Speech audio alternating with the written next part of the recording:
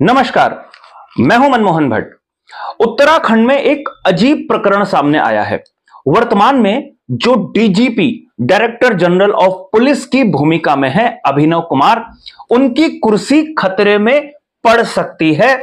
इस तरीके का संकेत केंद्र ने या कह लीजिए यूपीएससी ने उत्तराखंड को दिए हैं। कार्यवाहक डीजीपी के रूप में अभिनव कुमार पिछले 10-11 महीने से उत्तराखंड में अपनी सेवाएं दे रहे हैं और उनको स्थायी रूप से डीजीपी बनाया जाए, इसके लिए एक डीपीसी दिल्ली में हो रही थी। यूपीएससी ये सारे कामों को देखता है और यूपीएससी ने स्थायी रूप से डीजीपी नियुक्त करने के लिए अभिनव कुमार का नाम पैनल में शामिल नहीं किया है। यूपीएससी ने जिन 3 नामों का पैनल अपनी सिफारिश के साथ उत्तराखंड में भेजा है, उसमें 1995 बैच के दीपम सेठ और डॉक्टर पीवीके प्रसाद का नाम शामिल है और 1997 बैच के अमित सिन्हा का नाम भी इस पद के लिए सिफारिश में शामिल किया गया है। अब सब लोगों को आश्चर्य होगा कि एक कार्यवाहक डीजीपी जिनको जिम्मेदारी दी गई थी उत्तराखंड के लॉ एंड ऑर्डर को सुधारने की, उनका नाम यूपीएससी ने पैनल में शामिल क्यों नहीं किया है। अब खबर यह है कि अभिनव कुमार का जो मूल कैडर है वो उत्तर प्रदेश है, लेकिन उत्तराखंड बनने से पहले अभिनव कुमार उत्तराखंड में अपनी सेवाएं दे रहे थे और इसी आधार पर उन्होंने अपना कैडर उत्तराखंड आवंटित करने का आग्रह किया था।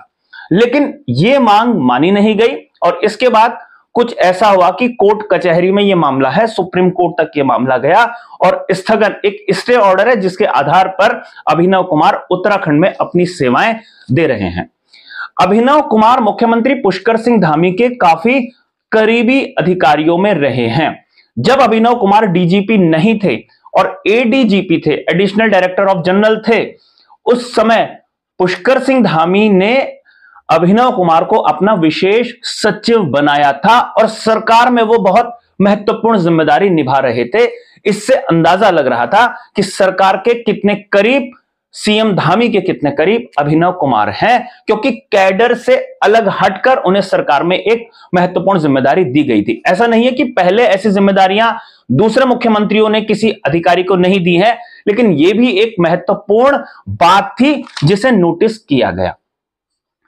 अब आगे क्या होगा, इसको लेकर तमाम लोगों में मंथन चल रहा है। उत्तराखंड सरकार के जो गृह सचिव हैं शैलेश बगोली, उन्होंने स्पष्ट रूप से बताया है अखबारों को कि हां, डीजीपी के पैनल के रूप में अभिनव कुमार का नाम शामिल नहीं किया गया है। लेकिन सरकारी सूत्रों की माने तो यह भी राज्य सरकार की तरफ से स्पष्ट किया गया है कि जो यूपीएससी ने अपनी सिफारिशें राज्य सरकार को भेजी हैं या भविष्य में भेजेगा, उसका परीक्षण किया जाएगा। यानी ऐसा नहीं है कि वो सीधा सीधा यूपीएससी की सिफारिशों को मान लेगा और जो वर्तमान डीजीपी के पद पर, चाहे वो कार्यवाहक डीजीपी है लेकिन डीजीपी की कुर्सी पर वो विराजमान है, उनको उनके पद से सीधा हटाया नहीं जाएगा, बल्कि एक परीक्षण जरूर किया जाएगा।